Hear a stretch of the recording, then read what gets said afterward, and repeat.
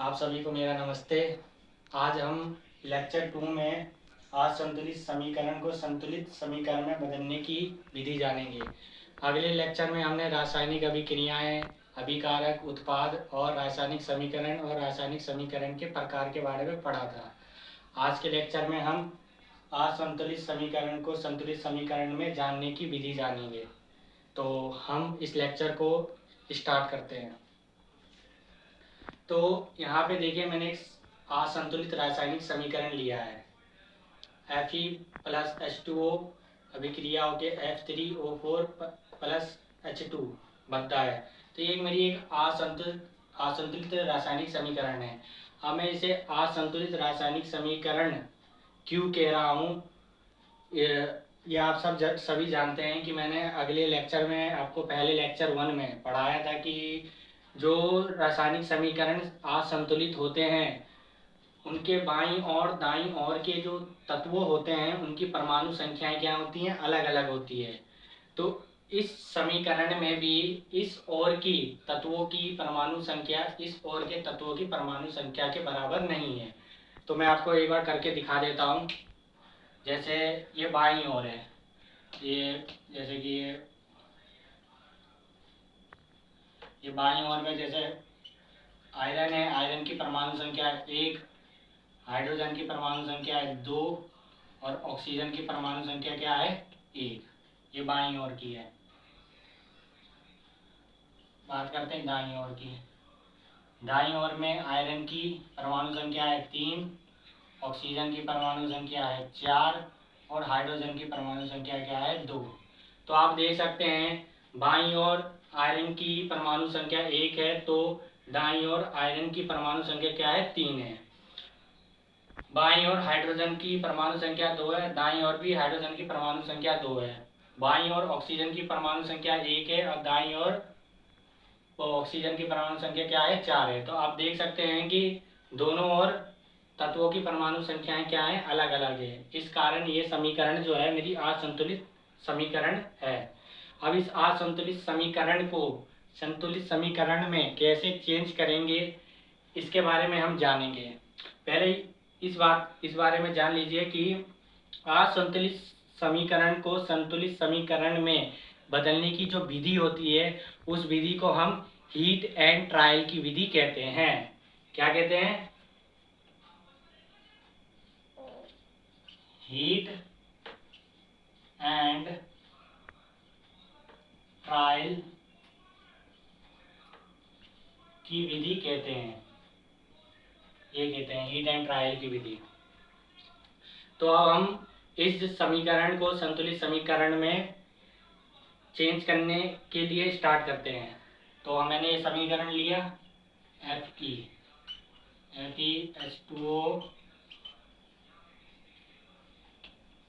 Fe3O4 plus hydrogen. पहले चरण में क्या करेंगे, पहले चरण में इन सभी जो पदार्थ हैं इन सभी पदार्थों को एक बॉक्स में हम रखेंगे। चरण पहले में क्या करेंगे, चरण पहले में क्या करेंगे, इन सभी पदार्थों को क्या करेंगे, हम एक बॉक्स में रखेंगे। तो Fe को करा बॉक्स में, H2O को भी।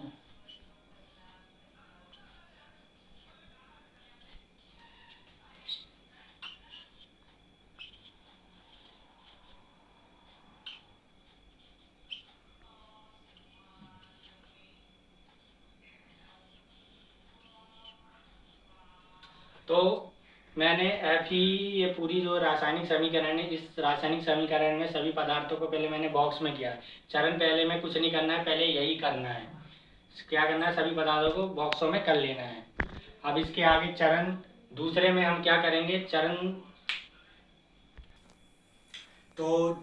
पहले में हम सभी पदार्थों को बॉक्स के भीतर करेंगे, जैसे कि मैंने यहाँ कर लिया है, आपको बताया था। अब चरण दूसरे में क्या करेंगे, चरण दूसरे में बाईं और दाईं ओर के तत्वों की परमाणु संख्या की सूची बनाएंगे हम, जैसे कि मैंने यहाँ बना रखा है। मैंने यहाँ तत्वों के नाम लिए हैं जो कि इस रासायनिक अभिक्रिया में हैं, आयरन, हाइड्रोजन और ऑक्सीजन। ये इस रासायनिक अभिक्रिया में प्रयुक्त होने वाले प्रयुक्त हुए ये तत्व हैं। अब बाईं ओर में इन तत्वों की परमाणु संख्या 1, 2, 1 है और दाईं ओर इन तत्वों की परमाणु संख्या 3, 4 और 2 है। अब इसके आगे चरण तीसरे में क्या करेंगे हम, जिसमें इन रासायनिक समीकरण में, इस रासायनिक समीकरण में जो सबसे अधिक परमाणु वाला जो यौगिक होगा उस यौगिक को हम संतुलित करेंगे और उसमें भी सबसे अधिक परमाणु वाले तत्वों को संतुलित करेंगे। तो इस समीकरण में आप देख सकते हो सबसे अधिक परमाणु वाला यौगिक कौन सा है, ये है। इसमें कितने, 7 परमाणु, 4 इसके हो गए ऑक्सीजन के, 3 आयरन के हो गए, 7 परमाणु हो गए। अब इस यौगिक में भी सबसे अधिक परमाणु वाला कौन सा तत्व है, ऑक्सीजन है, और क्योंकि ऑक्सीजन की परमाणु संख्या 4 है तो सबसे पहले हम इसमें ऑक्सीजन को संतुलित करेंगे। तो चरण तीसरे में क्या करेंगे, हम ऑक्सीजन को सबसे पहले संतुलित करेंगे।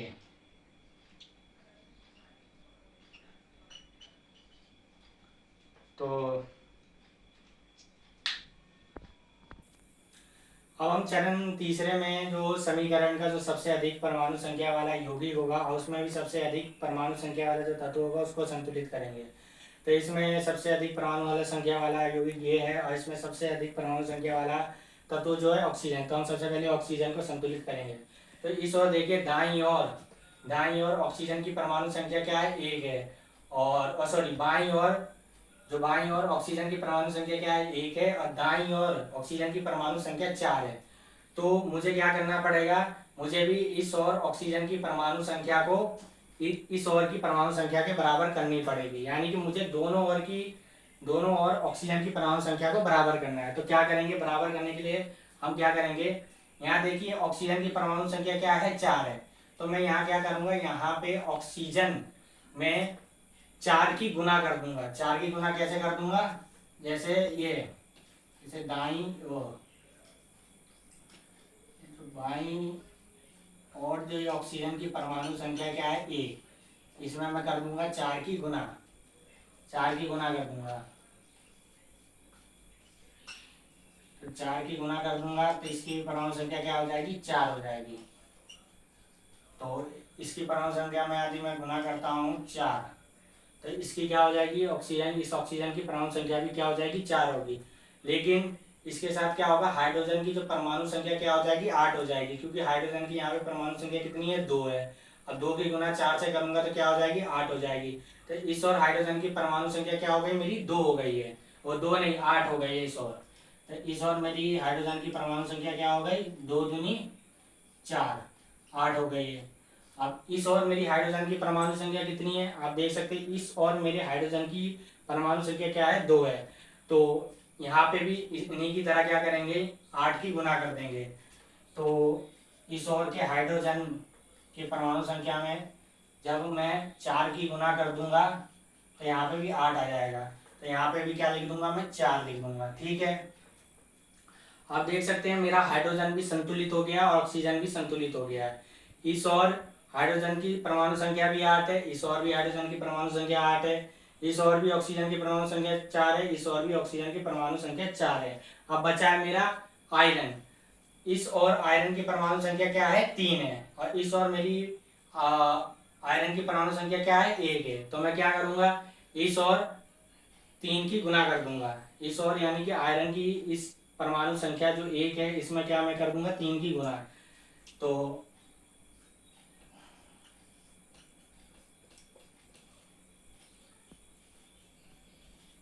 मैं 3 की गुना करता हूँ तो इस और भी क्या हो जाएगी, इसकी परमाणु संख्या क्या हो जाएगी, 3 हो जाएगी।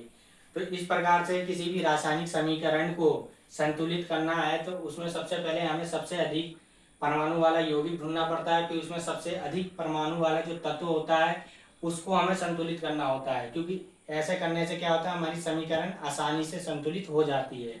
तो मैंने सबसे पहले ऑक्सीजन लिया, ऑक्सीजन की परमाणु संख्या यहाँ 4 है, यहाँ 1 है, तो मैंने क्या कर दिया, 4 की गुना कर दिया। 4 की गुना करने से क्या हो गया, ऑक्सीजन की मेरी परमाणु संख्या 4 हो गई।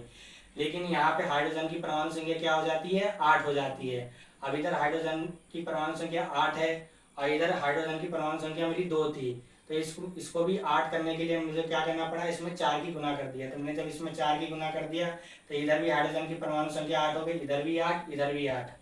अब बचा मेरा आयरन। तो आयरन की इस ओर परमाणु संख्या क्या है, 3 है, और इस ओर मेरी आयरन की परमाणु संख्या क्या थी, 1 थी। तो मैंने क्या करा, इस ओर में 3 आयरन में 3 की गुना कर दिया। और जब इस ओर मैंने आयरन में 3 की गुना कर दिया तो क्या हो गया, इस ओर भी आयरन की परमाणु संख्या 3 हो गई और इस ओर भी आयरन की परमाणु संख्या 3 हो गई।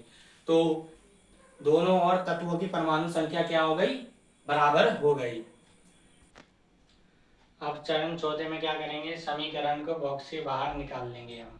ये समीकरण जो मेरी बॉक्स के भीतर जो है लिखी पड़ी हैं, अब ये जो समीकरण जो मेरे बॉक्स के अंदर लिखी पड़ी है, इनको बॉक्स के बाहर ऐसे निकाल लेंगे। अब निकालने के बाद फिर क्या करेंगे, चरण 5 में ये जो संतुलित समीकरण के जो सभी पदार्थ हैं इनकी भौतिक अवस्थाएं लिखेंगे। तो भौतिक अवस्थाएं, फेरिक की यानी कि आयरन की भौतिक अवस्था सॉलिड हमने लिख ली, और जल की भौतिक अवस्था लिक्विड लिख दी हमने, और फेरस सल्फेट की भौतिक अवस्था सॉलिड हमने लिख दी, और हाइड्रोजन की भौतिक अवस्था हमने गैस लिख दी। तो ये पूरा अब मेरा पूरी तरीके से संतुलित रासायनिक समीकरण है। तो किसी भी रासायनिक समीकरण को संतुलित इसी प्रकार से किया जाता है। तो मैंने एक और उदाहरण लिया है, एक और मैंने असंतुलित रासायनिक समीकरण ली है, जिसके द्वारा मैं आपको सही तरीके से संतुलित रासायनिक समीकरण बनाना अच्छे से सिखाऊंगा। तो मैंने एक एग्जांपल करा दिया, दूसरा एग्जांपल भी मैंने ले लिया है।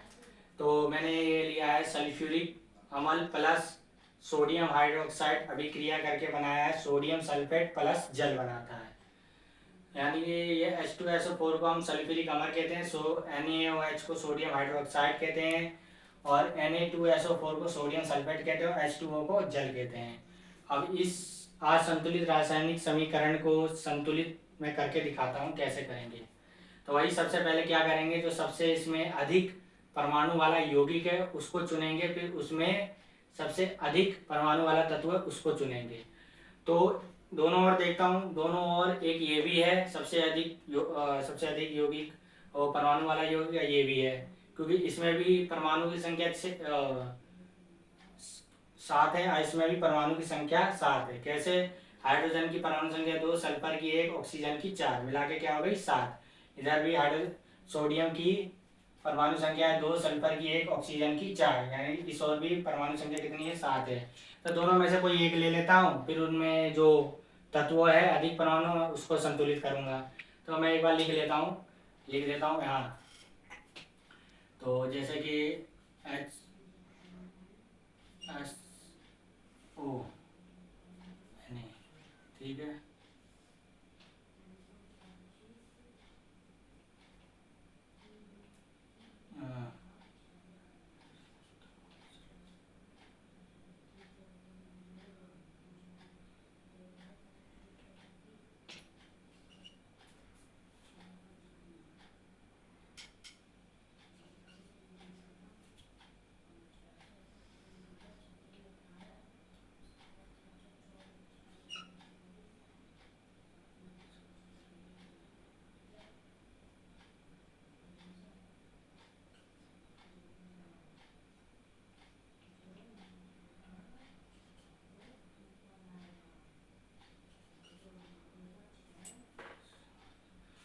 तो देखिए इस ओर मैंने ले लिया है कि बाईं ओर, यानी कि बाईं ओर तत्वों की परमाणु संख्या और दाईं ओर तत्वों की परमाणु संख्या। तो बाईं ओर जो हाइड्रोजन है, बाईं ओर हाइड्रोजन की परमाणु संख्या कितनी है, 3 है। 2 हाइड्रोजन और एक ये रहा हाइड्रोजन, मिला के कितने हो गए 3। सल्फर की कितनी है, 1 है परमाणु संख्या। ऑक्सीजन कितनी है, 4 इधर और 1 इधर, मिला के कितनी होगी 5। और सोडियम की कितनी है, 1 है। अब दाईं ओर की बात करते हैं, तो दाईं ओर सोडियम की परमाणु संख्या कितनी है, 2 है। सल्फर की कितनी है, 1 है। ऑक्सीजन की कितनी है, 4 और 1 रहा 5 है। और हाइड्रोजन की कितनी है, 2 है। तो ध्यान से देखिए, पहले इसको देखिए ध्यान से, इसमें कौन कौन से बराबर हैं कौन कौन से नहीं है, सबसे पहले ये देखिए। तो इसमें देख सकते हैं सल्फर 1 है, दोनों ओर सल्फरों की संख्या कितनी है, बराबर है। ऑक्सीजन की भी संख्या क्या है, बराबर है। हमें क्या चेंज करनी है, हाइड्रोजन की चेंज करनी है, सोडियम की चेंज करनी है। तो हम करते हैं। तो सबसे पहले मैं किस और ले लेता हूँ, मैं इस और H2SO4 को ले लेता हूँ, ठीक है। तो इस और इस और मेरी क्या है, सल्फर सही है, ऑक्सीजन भी सही है, हाँ ये नाइट्रोजन ले लेते हैं, नाइट्रोजन सल्फाइड इस और के। तो इस और देख सकते हैं सोडियम की परमाणु संख्या क्या है, 2 है। ऐसा इस और सोडियम की परमाणु संख्या कितनी है मेरी, 1 है। तो मैं क्या करूंगा, इस और सोडियम में 2 की गुना कर दूंगा। पहले तो इस समीकरण को एक बॉक्स में लेता हूं मैं।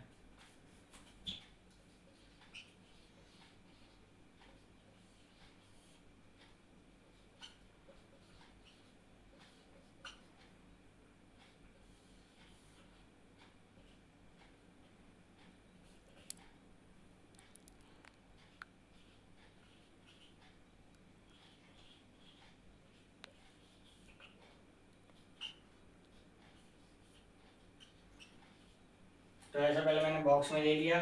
अब क्या करूंगा, मेरे को इस और सोडियम की परमाणु संख्या 2 है, तो इधर भी मुझे सोडियम की परमाणु संख्या 2 करनी है।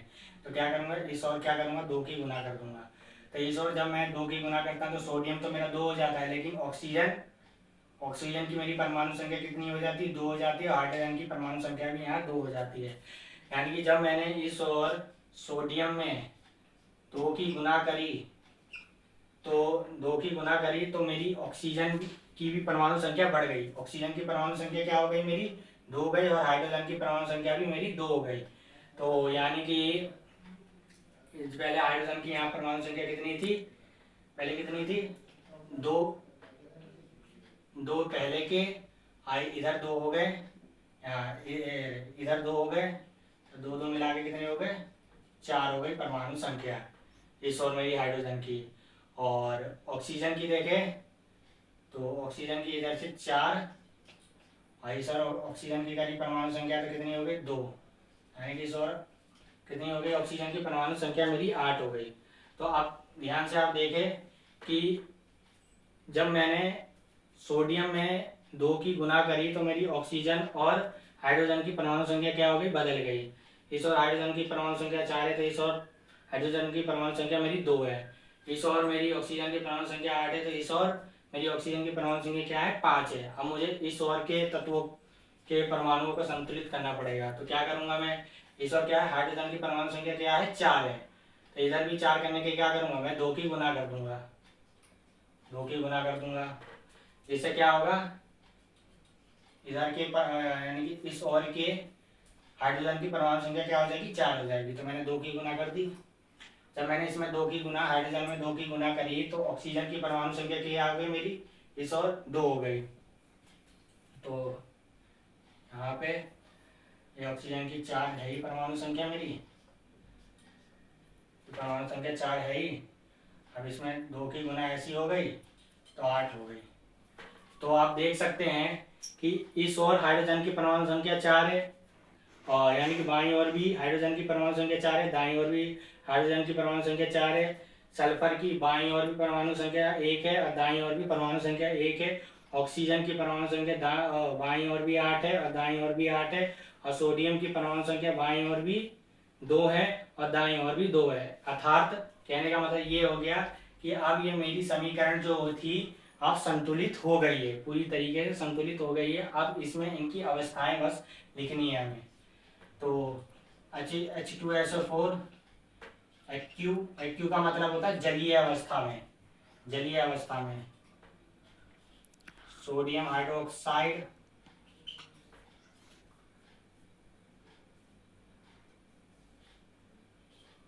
सोडियम हाइड्रोक्साइड हो गई मेरी सॉलिड अवस्था में। और सोडियम सल्फाइड ये मेरी एक्यू हो गई, और जल मेरी हो गई लिक्विड में। तो इस प्रकार से मैंने इस असंतुलित रासायनिक समीकरण को संतुलित रासायनिक समीकरण में परिवर्तित कर दिया है। इस प्रकार से किसी भी असंतुलित रासायनिक समीकरण को हम संतुलित रासायनिक समीकरण में परिवर्तित कर सकते हैं हीट एंड ट्रायल की विधि। इस पूरी विधि को हम हीट एंड ट्रायल की विधि कहते हैं। तो आज के लेक्चर में हमने बस असंतुलित समीकरण को संतुलित समीकरण में बदलने की बस केवल विधि जानी है। अब अगले लेक्चर में, लेक्चर 3 में हम रासायनिक अभिक्रियाएं के प्रकार पढ़ेंगे, यानी कि रासायनिक अभिक्रिया के प्रकार जैसे संयोजन अभिक्रिया, वियोजन अभिक्रिया, यानी उपचयन अभिक्रिया और अपचयन अभिक्रिया के बारे में पढ़ेंगे। तो आज के लेक्चर में बस इतना ही सब कुछ। अगले लेक्चर में हम बात करेंगे रासायनिक अभिक्रिया के बारे में। तो आज ये लेक्चर समाप्त होता है।